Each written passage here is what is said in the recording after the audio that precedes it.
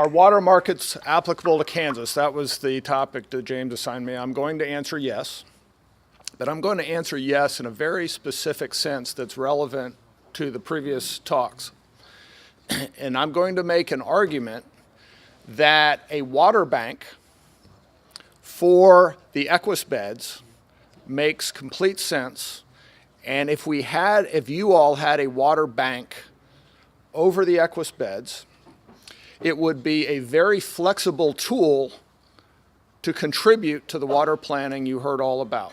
Okay, so that's where I'm going. So I'm going to make that case for you.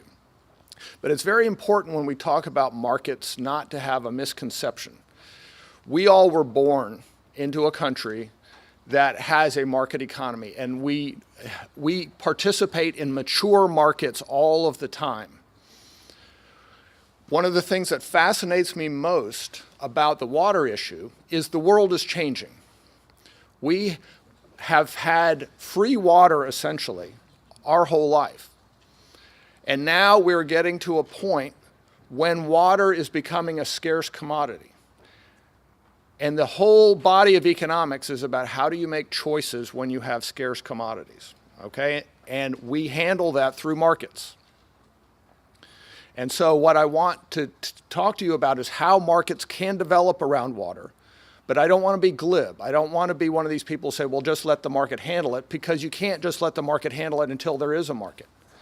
And you have to understand what's taken for granted by almost all of us about how markets work. So with that in mind, I want to set perspective. And that's why I provide you with this quote from a favorite economist of mine. Market economies do not predict the future, they explore it. All of us are the market. Every day we're exploring how to make our life better. Pluralism, meaning lots of different people with lots of different perspectives, trying lots of different things to advance their own agendas. Pluralism is their motive force, the motive force of markets. Their essence is chaotic, their development inherently uncertain. If we could predict the evolution of markets, we would not need markets in the first place. That is a very important, broadly understood way to think about markets and how water markets could develop. You can't just snap your fingers and have a water market, okay? And I'll expand on that idea, but I want you to think carefully about this whole idea of experimentation, okay? You have to be open-minded to that idea. Now, I know you have these in your packet, but I wanted to put this up because The Economist magazine, a few years ago, actually 2008, had a debate over the pricing of water, the value of H2O.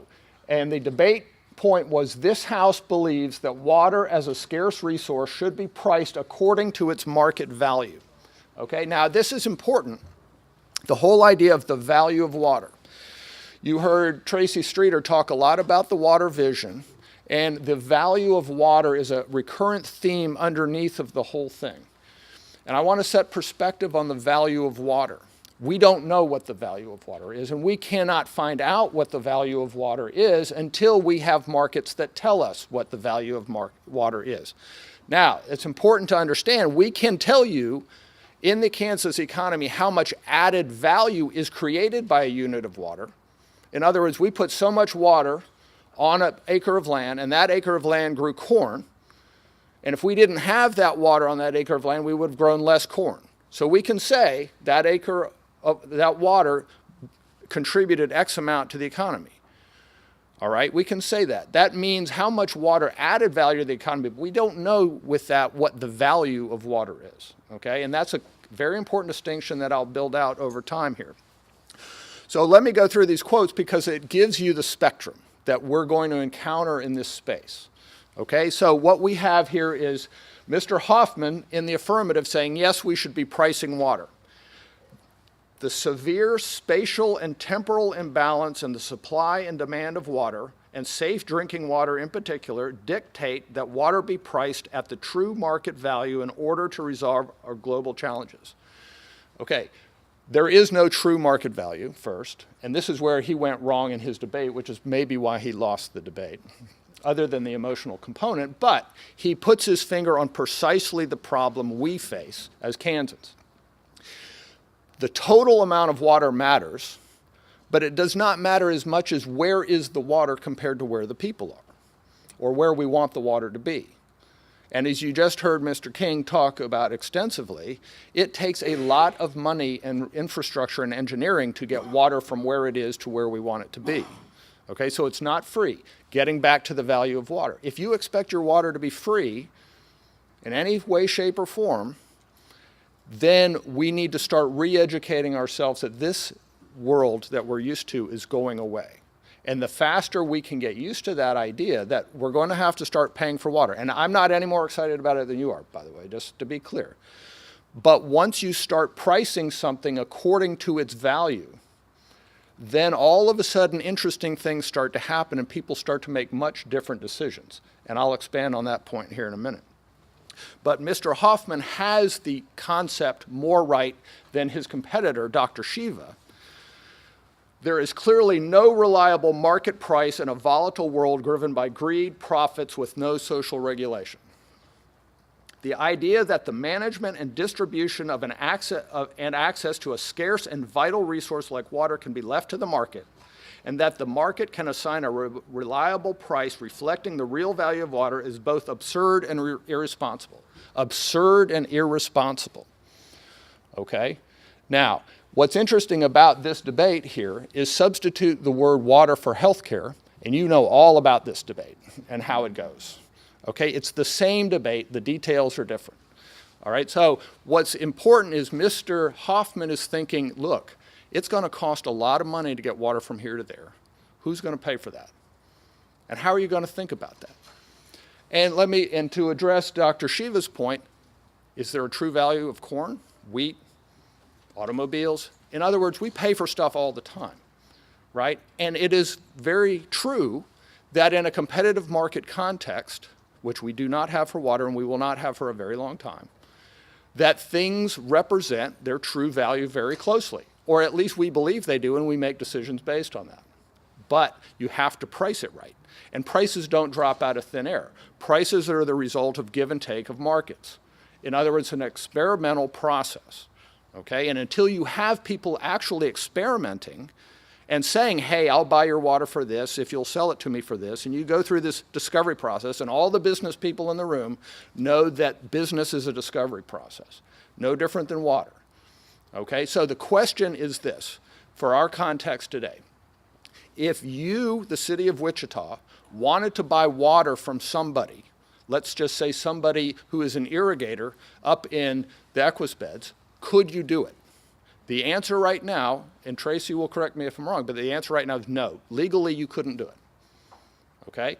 But there is law in Kansas that establishes a water bank. It's out at the Big Bend Aquifer, and there is a water bank out there, and the law says, yes, you could. You could go and offer money to someone else who has water, and you could buy their water. All right? So all we're talking about is taking law that already exists and moving it over to the Equus beds. All right, now I'm going to go into more detail on that. All right, but but there's logistics. Like, so the way to think about this is two ways. If I want to make a deal, can I legally make a deal? If I want to make a deal, can I get the water from where it is to where I am? Right? So you need both. What I'm going to be addressing more today is the legal part. Can we get the legal part? And the answer is yeah, the law is already in existence. It's not perfect for Wichita's case, but it could be tweaked very simply, okay? But the beauty of the Equus beds is the infrastructure is already there. You have pipes from the Equus beds to Wichita, so you don't need the infrastructure. You just need to be able to make a deal, okay? And now I want, for imagination's sake, for you to think about natural gas. Natural gas is spread in little fields all over the place, but the nation is completely connected. We even have futures prices for natural gas. Who in here would argue that natural gas is basically not valued according to its market value? That all of us we heat our homes, we boil our water, we pay for natural gas, we go, hey, this is great, right? No big problem. We get natural gas from out in the Hugonon field, or we get it from the Permian Basin, or we get it up from, but it's all connected. Right? And there's storage, and there's very high-level futures markets that trade natural gas on molecule level and on paper, right? And all of that happens because you all value natural gas, and there's a price. And so people know how to build the infrastructure. Now, we've not used to thinking about water in that way, but why not? It's the same. It's a contained, obviously water and gas are not the same thing, but the infrastructure is identical. It's just a matter of getting it done, okay? So that's the thought process that I hope you will engage in. Okay, this is a lot of verbiage here, but it makes a point that both Tracy Streeter made and Mr. King made, all right? And it relates specifically, in my mind, to the idea of should this be a sales tax? How do you pay for it? Or should it be the price of water, specifically the price of water, all right? So from the Water Vision document that Tracy's placed back here, I want to read 3 quotes, and these all came from group meetings, stakeholder meetings like this, and you all may have participated in some. The very first the first 2 bullet points, let me just sort of editorial add, the first 2 bullet points are Dr. Shiva, that you can't price water. It's morally reprehensible to even think about doing that. Okay? What you need to do is educate people about the hydrological nature of water and how we as responsible human beings should conserve water. It's a great and lovely concept, but if you think that's going to build a pipeline, you're wrong. Okay? So develop a multi-phased education strategy to promote local conservation decisions. Good idea. Implement statewide marketing and educational strategies. Another good idea. All of them are going to cost money and take a lot of effort. Right? And they may or may not work, but there's no one's arguing against anti-education. The bottom 2, Mr. Hoffman. Evaluate local and state water rate structures and how they impact conservation. Price water such that it encourages conservation by identifying its true value. Right? All right, so that's Mr. Hoffman. That's more the market context. Now I want to give you a paragraph here from a Governing Magazine article related to Midland, Texas, and they are going through a pipeline scenario just like you are, okay? The Midland City Council slapped homeowners and businesses with a 5-fold increase in top water rates. The levies were designed to penalize wasting water flagrantly to sprinkle lawns, wash cars, and refill swimming pools. Almost immediately, sticker shock from the higher bills slashed the city's water consumption 35%. Midland had tried strictly regulating outdoor watering, kind of like phase 4. But quote, it hasn't until we hit people in their pocketbook that we saw the numbers go down, says Mr. Higgins, probably someone like Mr. King down there. I don't think the consumption will ever come back. The law of demand, in every economics textbook you will find on the shelf, says there's an inverse relationship between price and quantity demanded.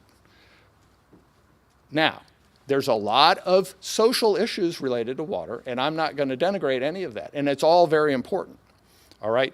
But the idea that water is free is the real education that I think needs to start taking place. Now, the bottom bullet point is also what Mr. King warned about. And I find it ironic, not troublesome. Midland's water utility is now struggling financially because of a drop in volume-based fee funds. So to Tracy Streeter's point, our entire infrastructure, legal infrastructure, and our cultural infrastructure, we got to use this water. In fact, Tracy will correct me if I'm wrong, but I mean, when you sort of look at the body of law, and it's not just Kansas, but around out west and everything, water is meant to be used. And if you're not using it, we're going to give it to somebody who is. Right? Tracy, is that a fair kind of, I mean, it's a caricature, but I mean, it's important that that's our cultural heritage. And the world is changing. And until you start pricing it, so the question I would have is, this is not bad conservation, to use Mr. King's term. This is a bad business model. Right? But it wasn't a bad business model until the world changed. And we all know that business models come and go when the world changes. So we need to be thinking differently, but we need to be pricing water. And according to the surveys, everyone here is willing to pay for water. So I ask you this question. This is purely an editorial on my point, and Mr. King and Councilman Meitzner made good points about the cost of a sales tax versus the cost of pricing water. But why distort the market for everything when what you're trying to do is conserve water and pay for water, right? Pay for the water. Have people react to the price of water. Don't distort the market for everything else but water. That is an editorial comment from an academic economist. Now, I want to just give you higher perspective. So this is about where do we want the water and where are the people, right? But where is the water? So, and this is a mega trend, by the way. Anyone who's interested in economic development in Kansas, this is something you need to understand, okay? What I've done, the shaded counties on this map are counties where population is beginning to concentrate and has since the post-war, in the post-war period. All right, so if you read the actual technical detail of what I've done, the share of population statewide, the share, not the number of people, but the share of population has grown in each of these shaded counties from 1950 to 2010, from 1990 to 2010, and 2000 to 2010. Now, the reason I do it that way is you want to get the momentum. It's a complicated question, but how do you put it in a picture? Each one of these counties has momentum of getting more and more and more people relative to the state population, okay? But that doesn't mean other counties aren't growing. But if there's a star in a county, that means it had positive population growth in both 1990 to 2010, 20 years, but it also had to have population growth from 2000 to 2010. In other words, it had to have momentum, because you can have counties that had population growth over the 20-year period, but the next 10-year period they dropped, okay? So what you see is a very clear trend. Wichita is becoming a regional hub, which you all know. Kansas City, or this I-70 corridor is becoming a regional hub, and you have some stragglers out west. If you start from Manhattan and go down I-70 and flare out right around Kansas City Metro, that is over 51% of all payroll in the state of Kansas. This is about 22. Wichita Metro is about 22 to 23% of all payroll in the state of Kansas. So the entire, what we call the Kansas economy is here, and we have lots of stragglers out here. But this trend is not going to stop. So what we have is a situation where a lot of water is out here, but we need it here. All right, so back to the spatial element, and it's going to cost money, and should you do it by pricing water? Now remember, I'm building up to the idea of water markets here, but I think it's important to have this spatial context and geographical context to put my argument about the market for water in context. Okay, another map, because this is getting again to the spatial nature of the challenge. Okay, and I'm going to leave the mic. I know it's distracting, but it's helpful. So what these are is basically, light blue lines are basins. Okay, so here's the Walnut Basin. Here's El Dorado Lake. Here's Cheney Lake. Here's the Equifax. They call it Groundwater Management District Number 2. And here is the Great Bend. Big Bend. I always say Great because it's below Great Bend. It's Big Bend Aquifer. Okay, and they call that Groundwater Management District 5. There is a water bank that sits over Groundwater Management District 5 now. I'm going to explain that more in a minute and why it got created. But there's room in the law with some tweaks for another water bank. And so I'm going to argue that there could be a water bank here. All right, but before I get to that, I want to show you some statistics. And so I showed you this map because I'm going to show you sort of water use statistics that are outlined in this area. Okay? And because I think all of that water is important, but it's not where we want it. So we got to get it to where we want it. And how do you do that? Okay, briefly. So I'm calling this is leftover from a presentation I gave to REAP, so Regional Economic Area Partnership, which is essentially not technically, but conceptually encompassed by that area that I showed you, okay? So this is the top industry use, 1990 to 2012. And so salt production is that far left one. Up around Hutch, I believe they produce salt, right? That's a lot of water. That's acre feet of water over this 22-year period. The next is power generation. The next is petroleum refining. And the next is sort of chemical production. And then we actually have fish farms. Okay? So I'm going to stop there. That's the top 5. All right? And you can go down. But those are the top industrial water users in our area, other than irrigation. Now I'm going to add irrigation. Right. This is the aha that I had as a researcher coming into this field very recently. These quantities are absolutely staggering, okay? And it's been fine up to now that they've been staggering. I mean, this is part of our economy, right? Everyone thinks of Kansas is an ag state, and of course that is part of our heritage, but it's 3% of GDP at its most minimal. You can extend it up to about 10% if you want, right? But it's 3% of our economy measured by GDP. And that's the amount of water that it uses, 8.33 times all other uses in the REAP area. So if we want to have water, that's where the water's going. Now, here's the most critical point I want to make, and I don't want to be misunderstood on this point, and Tracy Streeter talked about this, and it was part of the questioning to Mr. King. Kansas has very good water law. People who have water rights have a property right. It's no different than your house. People can't come kick you out of your house. People can't deny people who have a water right their water right. It's their right. It's a property right. And what markets do is trade property rights. I know you don't think of it that way, but if you do, you'll realize, yeah, when I work for somebody, I'm selling them my property, my labor, right? If you think of all trading, all market-based transactions as trading property rights, you would be accurate in your conception. Water property rights are no different. Now, what's important is I want to say, in my evolution of how water markets work in Kansas, is if you have a water right, that is no different than your house. You have the option to sell it. You can sell the water or lease the water, might be a better way to think of it, or you can sell the water right. But no one can come take that water right away from you. And because of our heritage, most of the people who have water rights are the irrigators, okay? And so the way I think of it is no different than you discovered oil or gas under your property. That's your stuff, and you can sell it.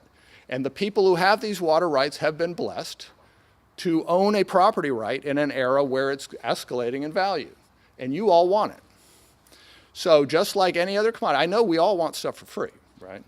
But if you are amenable to paying these people for their water, and they are amenable to selling it, that's what a water market means. And so the legal and physical infrastructure should be in place to allow that to happen. We're not dictating whether it does, we're just simply saying if you want to make a deal, you can make a deal. That's my whole argument. Okay, now, some people were asking about water use, and that's what the next couple slides show. So in the REAP area, 67% of all water goes to irrigation. 23.3 goes to municipal, and it's important to add, look at the asterisk, that this accounts for all of the and it's a rough estimate, but it at least conceptually accounts for all of the irrigation wells you all may have in your backyard, or folks who live out in the county who also have a ground well, right? And they're not connected to city or county water, all right? So 23%, industrial use is 6.4%, recreation is 22%, electric, at least in this area, is very low, and then stock water is, watering the cows is not a big deal, okay? So it's all of that water. And then, geographically, I want to show you where the water is. The surface water that we use in this area is 10%. That surface water is pretty much El Dorado Lake and Cheney Lake. Then you have the Equus beds, GMD2, and then you have GMD5, right? That's out around Great Bend. Now, you all know there's not a lot of people out there, so where do you think all that water's going? It's irrigating the crops, right? Now, and then there's other groundwater that's kind of trivial. Now, here's the point about markets coming up. This is not the value of water, but this is the added value that comes from using a unit of water in the current economy. If you take 1 acre foot of water, does everyone know what an acre foot is? If you got an acre of land and you flooded it by 1 foot, so it's about 26,000 gallons, all right? For every acre foot of water in this area over this time span, you got about $700,000 per acre foot. I think the most important one is the middle one, because what I did is I took out farms, so I took out all irrigation water, but I took all other water use.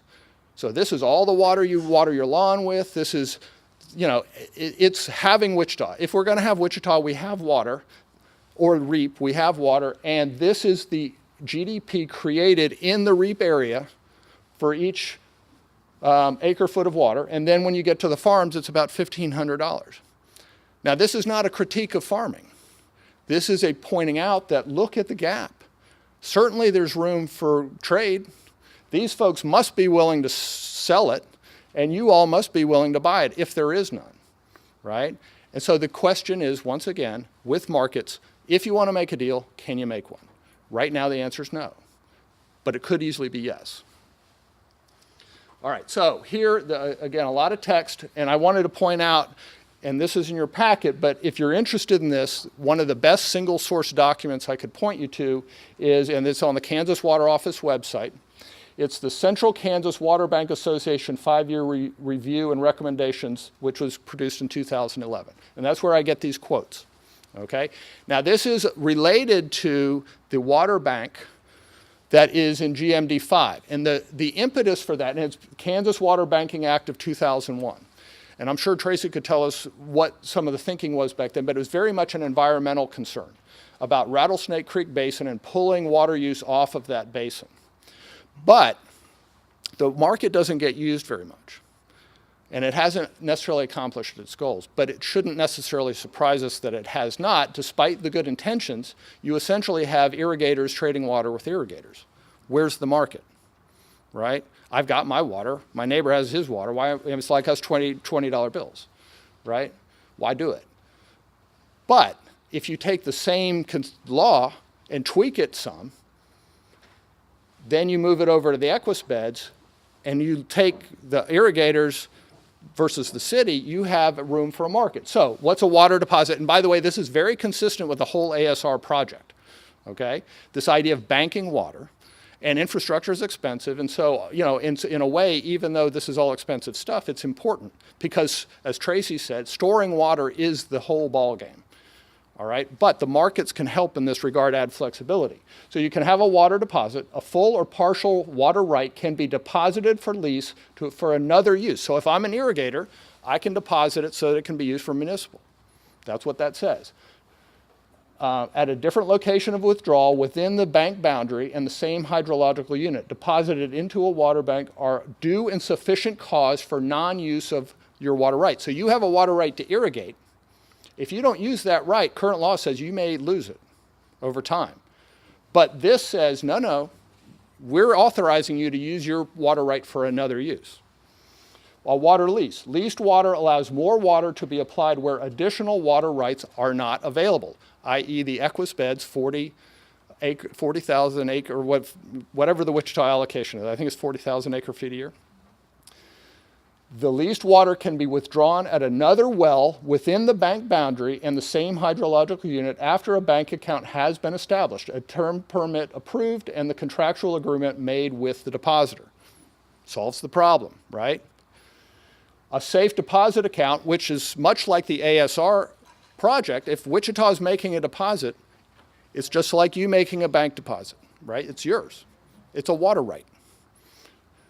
Safe deposit accounts are for a water right owner's own use in which unused water in 1 year is saved to supplement a need for a future year, et cetera. Okay, now, there are some elements to the current Water Banking Act that I think were peculiar to what they were trying to accomplish out west, but again, minor changes, right? One of them would be you can't take water outside the bank hydrological boundary. That's not going to work, and I'll show you why. So this is the equus beds, or what we call GMD2. I'm going to step away from the mic again. So here's Wichita. Here is, this black line is the boundary of GMD2. So what conceptually we're talking about is saying we're going to make this black boundary a bank, a water bank. And here, roughly speaking, is the Wichita well field. Okay, and there's, of course, infrastructure bringing water all the way to Wichita. So yeah, if you want to make a deal, can you? Currently, no. Legally. But the infrastructure is here. Why? Because this is an aquifer. So if someone's leaving water in it, and imagine all the irrigators dotted around here who just say, look, I'm not going to pump it. Wichita has paid me not to pump the water. Ergo, the water's here. And it's available for these wells to pump to Wichita. It's just that simple. Right? At least conceptually. And then look also, we have Hutch in the same, that's where they get their water. And this is a fairly stressed area up here from McPherson. But you have lots of irrigation in this area that if it was not used for irrigation, could be used for municipal consumption. All right, so I'm not saying it replaces a lot of the infrastructure issues that you've got, and this is just another editorial. Whether or not connecting El Dorado to Wichita is cost effective is a question, but conceptually having interconnection just like natural gas makes a lot of sense because the more flexibility you have, the better. Okay? All right, so here's a few hypotheticals, and this is just illustration. Okay?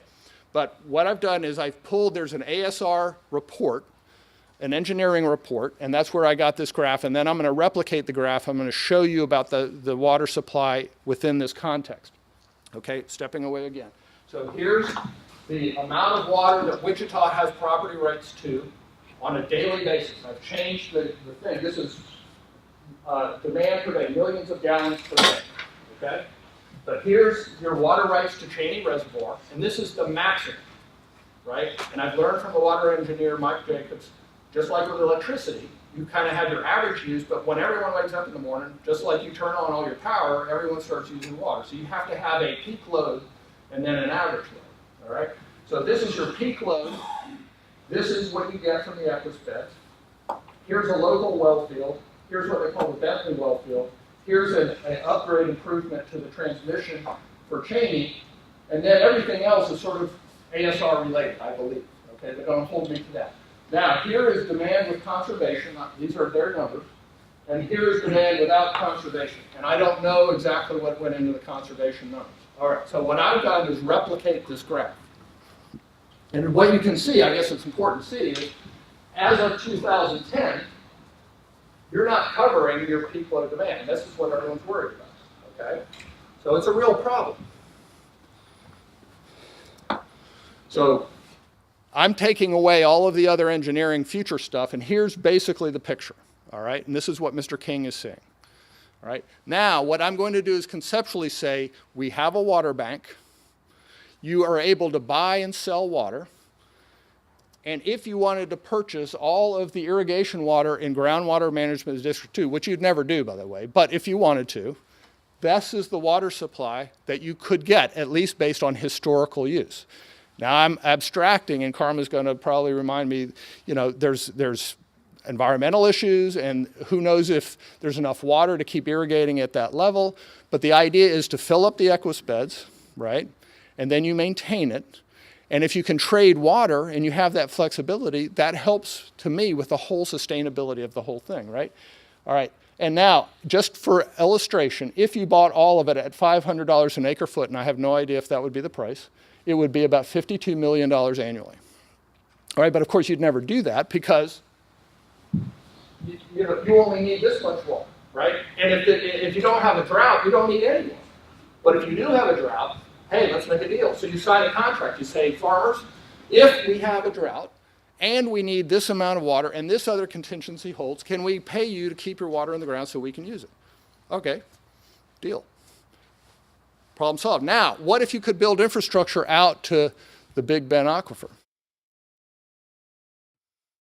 Right? Now, that water is only theoretically conceptually available, but if you had a pipeline of some type, and it would be monstrously expensive, I'm sure, right? And there's all kinds of science and engineering underneath what I'm saying that I don't understand. But you see at a very high level, if you allow for this trading, then good things can happen. And if you're all willing to pay for water, just like you're willing to pay for natural gas, then all of a sudden people have an incentive to start going, how do we figure this out, right? So, but that's a lot of culture change, a lot of legal change, but let this be, you know, round one of education on how markets can actually solve your problems. So I'll stop there.